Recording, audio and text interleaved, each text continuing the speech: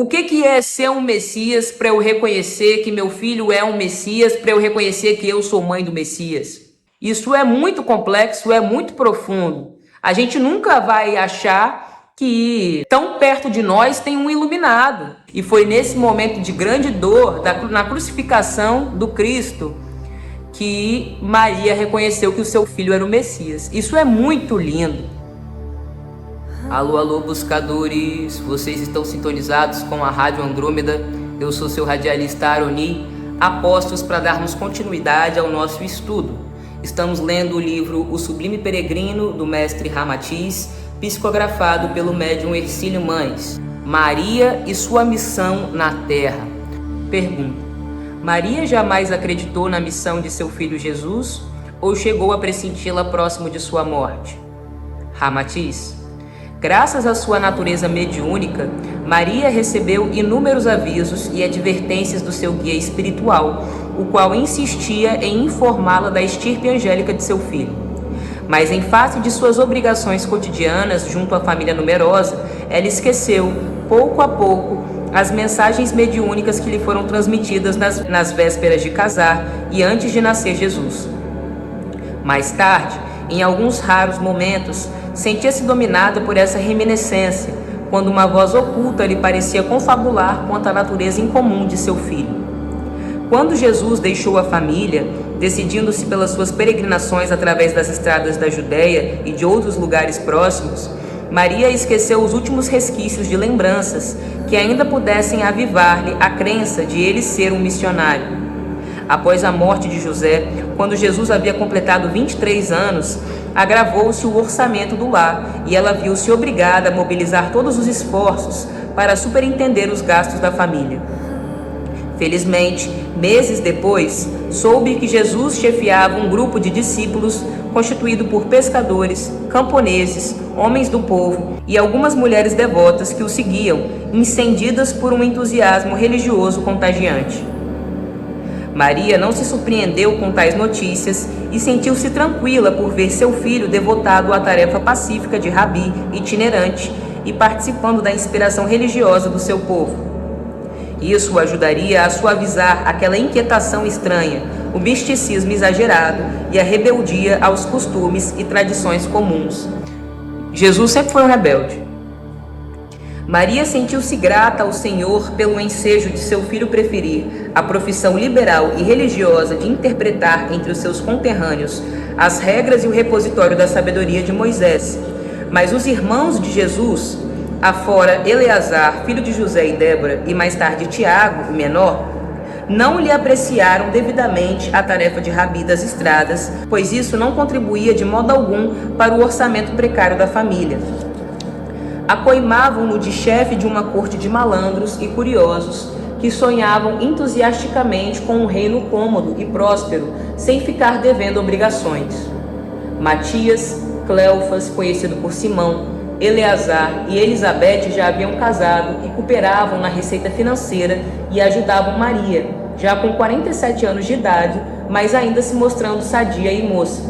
No entanto, ela não escondia a sua afeição incondicional por Jesus, espírito a que se sentia afeiçoada no imo da alma há muitos milênios.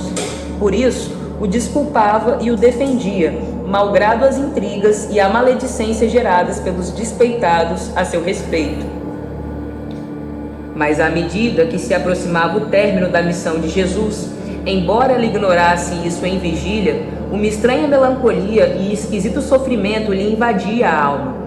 Súbito, sua alegria se transformava em temor. Uma incontida dor lhe tomava o peito e desejaria espantar de si uma visão oculta que receava enfrentar na realidade.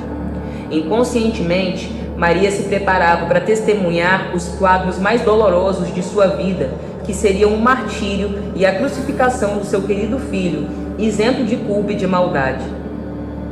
Alguns o chamavam de profeta de Israel, outros de libertador do povo judeu. Porém, havia os que o diziam um louco ou imbecil, enquanto o sinédrio espionava, tentando conhecer-lhe os projetos aparentemente sediciosos.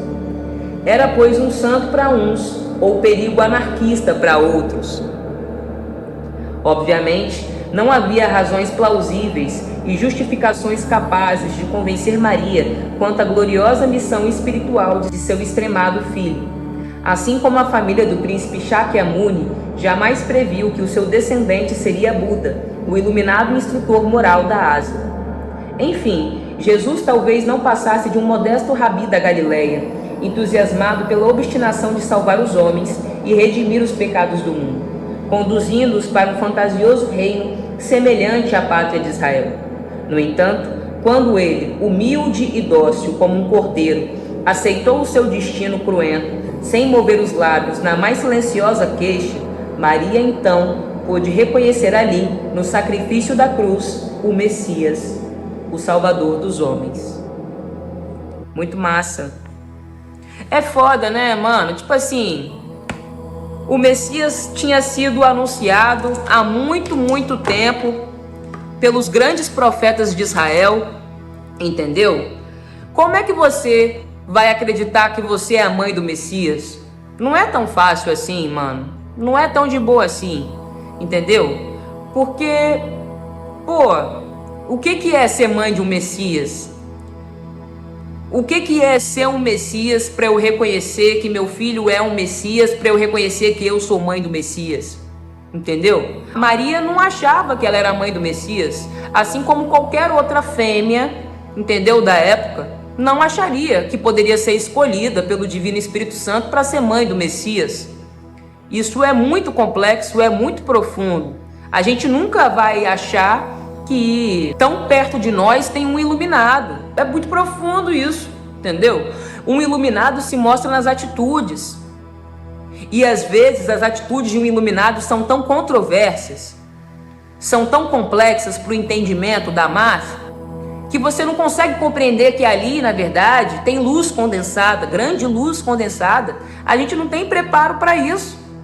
Então Maria, aqui fala, então Ramatiz deixa claro, que Maria só foi reconhecer que o filho dela era o Messias quando ele aceitou a morte de bom grado, sem dar um pitaco contra, sem contestar nada. Aceitou manso, aceitou como Cordeiro de Deus, aceitou sorrindo, aceitou amando.